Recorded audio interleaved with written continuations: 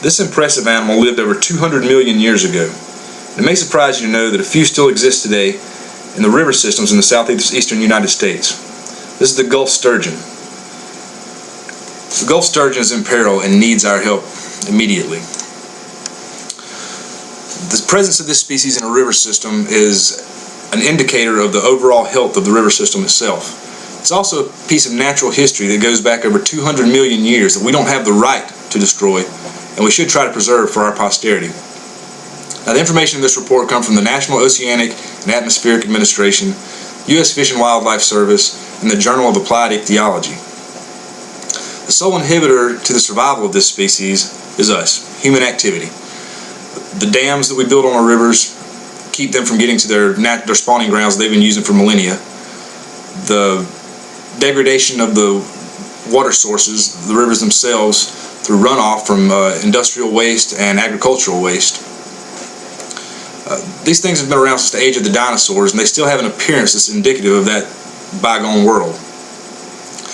The National Oceanic and Atmospheric Administration lists this species as anadromous.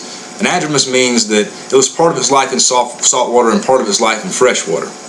It overwinters in saltwater estuaries of the Gulf Coast, and it travels up the rivers sometimes as far as 130 miles to lay its eggs to spawn for the next generation.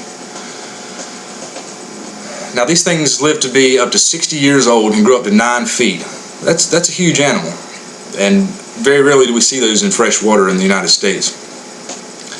They only live or only survive now in 7 rivers in the southeastern United States, including the Choctawhatchee River, Yellow River, Swanee River, Pearl River, and the Pascagoula River.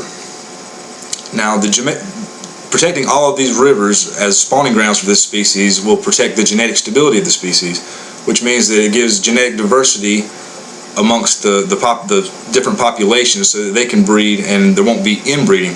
Inbreeding leads to mutations, leads to spawn that are sterile, that can't reproduce. The Pearl River is a very important river system for the genetic stability of this species, and since the 1960s it's been in steady decline. We started building dams there in the 1960s, and since then the population of the Gulf Sturgeon has been a steady drop. Also, as recently as 2011, 10 Gulf Sturgeon were found amongst thousands of other fish that were killed when a local paper mill in Bogalusa dumped hazardous chemicals into the river. Action must be taken, and it must be taken soon, before we lose this important piece of natural history. We're driving them to the brink of extinction through human activities. In conclusion, this species is a very important species to the health of the river system and an indicator of the overall health of the river system. It won't tolerate water that's polluted. It also is 200 million years old and has survived everything since the dinosaurs up until humanity. Now humankind is its biggest threat. It's time for us to do something. It's time for us to take action. And there's a website called forcechange.com that you can visit, and there's a petition on there, and you can just search in their search bar for the Gulf Sturgeon petition, and they ask for your email address and your name just so that you sign the petition.